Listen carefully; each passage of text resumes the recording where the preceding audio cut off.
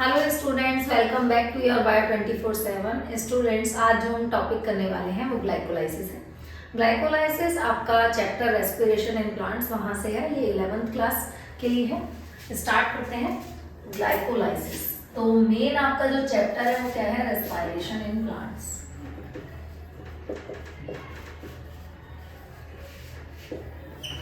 और अब जो हम टॉपिक लेने वाले हैं दैट इज ग्लाइकोलाइसिस। यहाँ पर हमें समझना है ग्लाइकोलाइसिस में क्या होने वाला है। ग्लूकोज का ब्रेकडाउन होने वाला है, और ग्लूकोज क्या है? 6 कार्बन का है, और उसका ब्रेकडाउन क्या होने वाला है? पायरुवेट में होने वाला है, जो कि 3 कार्बन में है। तो यानी कि ग्लाइकोलाइसिस में ब्रेकडाउन ऑफ ग्लूकोज होगा, ग्लूकोज से पायरुवेट बनेगा,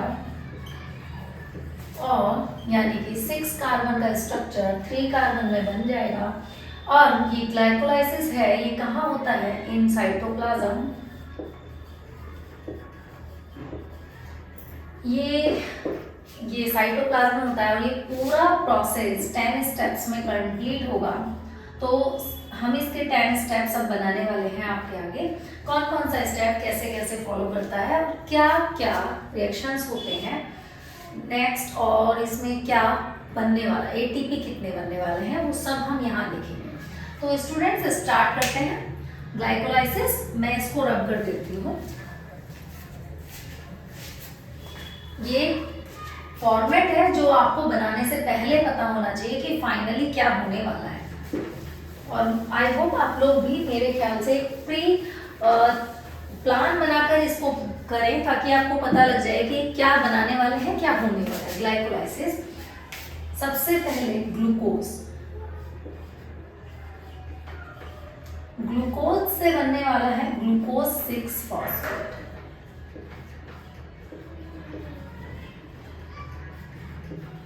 अब आप देखते जाइएगा कैसे कैसे एटीपी बनेगा या कैसे कैसे एटीपी खर्च होगा, वो सारा आपको यहाँ नोटिस करना है।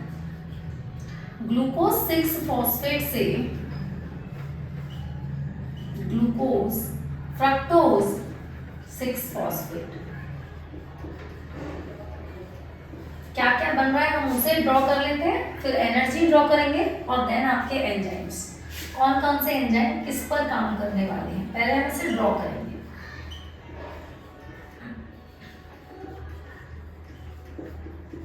वन 6 बाइफॉस्फेट, फ्रक्टोज 1,6 बाइफॉस्फेट, जो कि आगे जाकर इसके बनेंगे 2 पार्ट्स हो जाएंगे। क्या बनेंगे वो देख लीजिए। GLAP DHAP। GLAP इसका फुल फॉर्म अभी हम यहाँ साइड में लिख लेंगे। ये है ग्लिसरैल्डिहाइड 3 फॉस्फेट डिहाइड्रोक्सी एसीटोन 3 फॉस्फेट। अब यहाँ पर ये ध्यान रखिएगा बच्चों, अब मैं ये एरो ड्रॉ कर रही हूँ ऐसे, मतलब कि जो यहाँ हो रहा है वो एज इट इज यहाँ होना है, अल्टीमेटली इसको भी इसमें ही मिल जाना है। तो यानी कि जो एक मॉलिक्यूल के लिए हो रहा है वहां पर हो रहा है, तो जितना भी कुछ होगा वहां आप 2 से मल्टीप्लाई कर दीजिएगा, 2 मॉलिक्यूल्स के लिए कंप्लीट होगा। अब यहाँ से बनेगा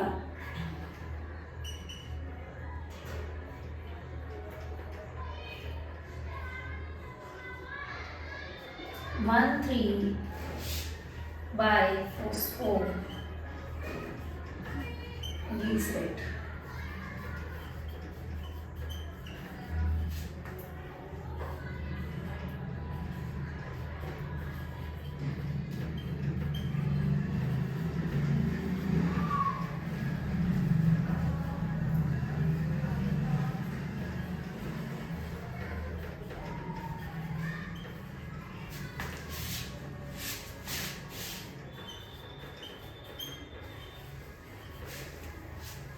फॉस्फोग्लिसरेट। और देखिए बच्चों, ये बोर्ड पर जो लास्ट स्टेप है 2, इसको मैं यहाँ लेकर जा रही हूँ, क्योंकि ये होना तो ऐसे स्ट्रेट नीचे तक जाएगा, बट क्या है कि यहाँ पर अपने पास जगह कम है, तो मैं इसको यहाँ लिख रही हूँ।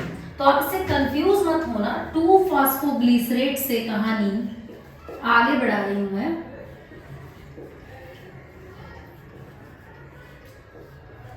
Phosphoenol pyruvate.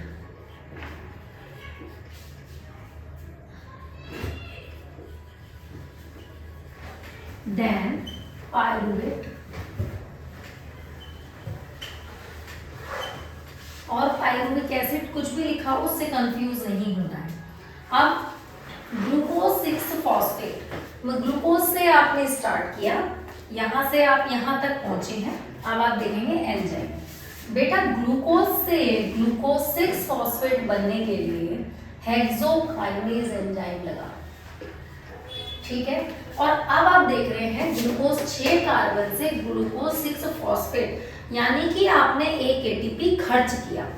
तो जब एटीपी खर्च कर रहे हैं तो एटीपी से क्या बनेगा, एडीपी।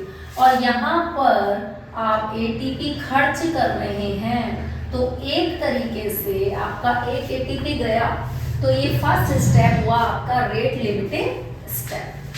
सेकंड, ग्लूकोज 6 फॉस्फेट से फ्रक्टोज 6 फॉस्फेट बना है। आप जानते हैं केमिस्ट्री में आइसोमर बना है ये इसका, तो यहाँ पर आइसोमरेज, कौन सा एंजाइम यूज हुआ है, आइसोमरेज। और यहाँ कुछ चेंज नहीं आया, अभी 6 फॉस्फेट ही है, बस ग्लूकोज का फ्रक्टोज हुआ है, तो आइसोमर बना है। यहाँ से जब फ्रक्टोज 6 फॉस्फेट से फ्रक्टोज 1,6 बाइफॉस्फेट बनता है, तो यहाँ पर क्या है, यहाँ पर काइनेज यूज हुआ है, काइनेज एंजाइम। अब यहाँ पर भी बात देखिएगा, फ्रक्टोज 6 फॉस्फेट से फ्रक्टोज 1,6 बाइफॉस्फेट बना है, यानी कि एक फॉस्फेट फिर से आपका खर्च हो गया है। तो अभी भी यहाँ पर एटीपी से एडीपी बनेगा, यहाँ पर फिर से आपका एक फॉस्फेट लगने की वजह से खर्च हुआ है एटीपी, तो ये दोनों आपके रेट लिमिटिंग स्टेप हुए। अब फ्रक्टोज 1,6 फॉस्फेट पर एल्डोलेज एंजाइम ने काम किया। यहाँ पर क्या हुआ, एल्डोलेज एंजाइम की प्रेजेंट में ये फ्रक्टोज 1,6 बाइफॉस्फेट क्या हुआ, दो मॉलिक्यूल्स में चला गया। अब जो दो ये कंपाउंड बने हैं उन दोनों कंपाउंड में 3-3 तो कार्बन होगा और एक फॉस्फेट है, यानी कि 6 का था फ्रक्टोज, 6 के 3-3 तो कार्बन में बट गया, और फॉस्फेट एक फॉस्फेट चला गया, एक फॉस्फेट इसके पास, एक फॉस्फेट इसके पास। ये है ग्लिसरॉल्डिहाइड 3 फॉस्फेट, ये है डिहाइड्रोक्सी एसीटोन सॉरी फॉस्फेट। अब जो इसमें हो रहा है वो इसमें हो रहा है, मतलब कि आगे की कहानी एक मॉलिक्यूल पर नहीं चल रही, अब आप 2 पर करेंगे, तो जो भी आप इसमें कर रहे हैं वो एज इट इज उसमें हो रहा है अल्टीमेटली। तो आप हर एक चीज को डबल मान के चलेंगे, तो अब नीचे से आप एक नहीं 2 करेंगे। अब ग्लिसरॉल्डिहाइड एसीटोन फॉस्फेट, ये ग्लिसरॉल्डिहाइड फॉस्फेट यहाँ से अब आपका 1,3 फॉस्फोग्लिसरेट बना है, तो यहाँ पर क्या होगा, सबसे पहले डिहाइड्रोजिनेज एंजाइम लगेगा। और एक चीज आप याद रखना बच्चों, डिहाइड्रोजिनेज एंजाइम जहां जहां यूज होता है वहां वहां रिडक्शन होता है। क्या होता है, रिडक्शन होता है।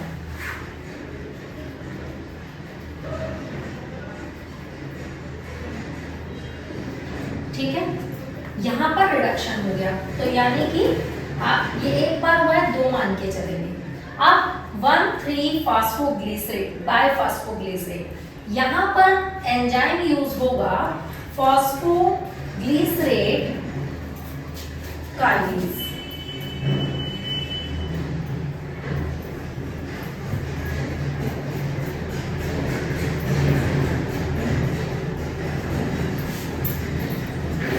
फॉस्फोग्लिसरेट काइनेज एंजाइम यूज होगा, और यहाँ पे देखो 1,3 बाइफॉस्फेट से फॉस्फेट बना है, तो यहाँ पर एक फॉस्फेट हमें मिला है। तो यहाँ पर अगर आपको एक फॉस्फेट मिला है तो एडीपी से क्या बन गया, एटीपी। अब हमें मिल रहा है एटीपी, वहां खर्च हो रहे थे, यहाँ हमें मिल रहे हैं। 3 फॉस्फोग्लिसरेट से 2 फॉस्फोग्लिसरेट बना, 3 फॉस्फोग्लिसरेट से 2 फॉस्फोग्लिसरेट बना। यहाँ पे लगा आपका फॉस्फोग्लिसरेट म्यूटेज। कौन सा लगा? फॉस्फोग्लिसरेट म्यूटेज। यहाँ पर म्यूटेज लग गया या फॉस्फोग्लिसरेट कर दिया। अभी यहाँ से कहानी 2 फॉस्फोग्लिसरेट से आगे बढ़ती है, फॉस्फोइनोल पाइरुवेट बनता है। यहाँ पर क्या हुआ? आपका एक H2O वाटर मॉलिक्यूल बाहर आया, क्योंकि प्रोटॉन पंप होते हैं और जब पंप होते हैं तो ग्लाइकोलिसिस में क्या बन जाता है? यहाँ पर पानी भी बाहर आता है। यहाँ पे एक वाटर मॉलिक्यूल बाहर आया।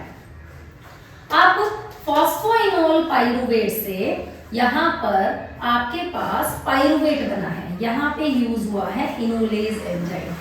जहाँ पर इनोलेज एंजाइम यूज हुआ है और वापस से फॉस्फेट गया तो यहाँ पर ADP से ATP बना। ठीक है, फाइनली हम ग्लूकोज से पाइरुवेट तक पहुंच गए हैं। अब हम इसका करेंगे कैलकुलेशन। सबसे पहले ATP खर्च कितने हुए? स्पेंड खर्च कितने हुए आपके? 1, 2 ATP खर्च हो गए आपके। अब रिडक्शन हुआ यहाँ पर। रिडक्शन के तौर पे आपका इसमें मैंने कहा था कि जब आप 1 में कर रहे हैं तो 2 में मान के चलेंगे, तो रिडक्शन हुआ 2 NADH। और जब बच्चों हम आपका ETS करेंगे, इलेक्ट्रॉन ट्रांसपोर्ट सिस्टम, वहां पर आपको पता चलेगा कि 1 NADH से कितने ATP मान रहे हैं वो? 3। तो 2 NADH से कितने ATP हो गए? 2 × 3 6 ATP। 1 NADH को कितना मान रहे हैं? 1 ATP। अब आप इसको मैं यहाँ ब्रैकेट में लिख रही हूँ। 1 NADH मतलब वो आप ETS में सीखेंगे कि कैसे 1 NADH से 3 ATP बन रहे हैं, वो आप वहां से सीखेंगे। यहाँ पर अभी आप इतना समझ लीजिए कि 2 NADH है मतलब 2 × 3 6 ATP। अभी आपको मिले कितने ATP? यहाँ मिले हैं आपके 2 ATP। ठीक है, तो 2 को 2 मॉलिक्यूल्स यानी कि दोनों में कन्वर्ट करने के बताना है, तो हमको 4 ATP हमने लिए हैं। कितना ATP हमको मिला है? Got 4 ATP। सो बच्चों, इस पूरे ग्लाइकोलिसिस में हमें 10 ATP मिले। नेट बता रही हूं मैं, नेट ATP कितना, मतलब टोटल हमें कितना मिला? 10 ATP। ठीक है, 10 में से कितने ATP खर्च कर दिए हमने? 2 ATP खर्च कर दिए। यहाँ पर आप लिख लें स्पेंट, खर्च कर दिए, ये गॉट आपने ले लिए। अब 10 में से 2 गए तो नेट ATP कितने मिले ग्लाइकोलिसिस में हमें? 8 ATP। कितना ATP हमें मिला? पूरे ग्लाइकोलिसिस से नेट ATP हमको 8 ATP मिला। तो एक बार आप इसे देख लीजिए। चलिए बच्चों, एक बार आपको एक समरी कर देते हैं इसकी। आपको ग्लाइकोलिसिस करना है जिसमें क्या करना है? ग्लूकोज का ब्रेकडाउन करना है। ग्लूकोज से 6 कार्बन से 3 कार्बन का आपको फाइनली मिलने वाला है पाइरुवेट। ये कहाँ पर हुआ? साइटोप्लाज्म में। इस पूरे प्रोसेस में आपको 8 ATP मिलते हैं और 2 ATP खर्च हो जाते हैं। यहाँ पर आप देखेंगे ग्लूकोज से ग्लूकोज 6 फॉस्फेट बनने में हेक्सोकाइनेज एंजाइम लगता है और 1 ATP आपका खर्च हो जाता है। ग्लूकोज 6 फ्रक्टोज 6 बनता है, वहाँ आइसोमेरेज एंजाइम यूज होता है और वहाँ आपको कुछ मिलता है ना आपका खर्च होता है।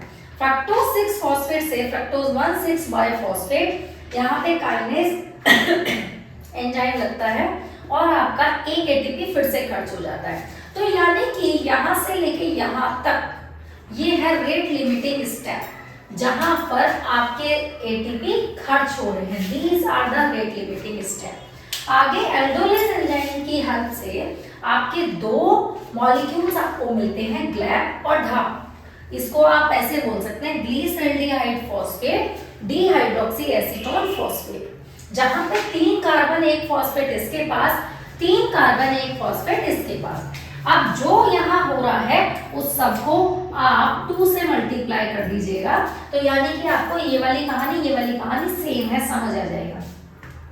ग्लैब से 1,3-बाइफॉस्फोग्लिसरेट डिहाइड्रोजनेज एंजाइम लगता है और यहाँ पर रिडक्शन होता है। तो रिडक्शन यहाँ एक बार दिखा रहा है, अपन को पता कितना लगा, 2 बार। तो 2 NADH मिले और एक NADH में 3 ATP, तो 2 NADH में 6 ATP। चलिए अब दूसरे में 1,3-बाइफॉस्फोग्लिसरेट से 3-फॉस्फोग्लिसरेट बन रहा है। यहाँ पे ADP से ATP वापस बन रहा है, तो एक ATP हमें यहाँ मिला, यानी कि एक को 2 से कर देंगे तो 2 ATP। फिर 3-फास्फोग्लिसरेट से 2-फास्फोग्लिसरेट बना हमारे पास, और 2-फास्फोग्लिसरेट वाली स्टेप, क्योंकि यहाँ अपने पास जगह नहीं थी, हम यहाँ लेकर गए, तो यहाँ पर एक वाटर मॉलिक्यूल यहाँ से यहाँ तक निकला। यहाँ पर बच्चों यहाँ यूज हुआ है इनोलेज, ठीक है, और यहाँ पर यूज होगा पाइरूवेट काइनेज। इसको ठीक कर लीजिएगा बच्चों, ये पाइरूवेट काइनेज, ये लास्ट ये जो स्टेप है, क्योंकि यहाँ पाइरूवेट बन रहा है तो यहाँ इनोल तो ये बन गया, इनोलेज एंजाइम यहाँ लगेगा और पाइरूवेट काइनेज की वजह से यहाँ पाइरूवेट मिलेगा। तो 6 कार्बन से 3 कार्बन तक आप यहाँ पहुंच गए हैं, जहां पर आपको नेट ATP 8 ATP मिलते हैं। ATP एडिनोसिन ट्राइफॉस्फेट, ऐसे ही आपका GLAP phosphoglyceraldehyde phosphate, DHAP dihydroxy acetone phosphate. यहाँ पर आपका ग्लाइकोलिसिस कंप्लीट होता है। आप इसको स्टेप बाय स्टेप करके देखिएगा, 10 स्टेप का प्रोसेस है, आपको बहुत ही इजीली आपको याद हो जाएगा। तो चैनल को लाइक शेयर सब्सक्राइब बच्चों करते रहिएगा। तब तक के लिए बाय, थैंक यू बच्चों।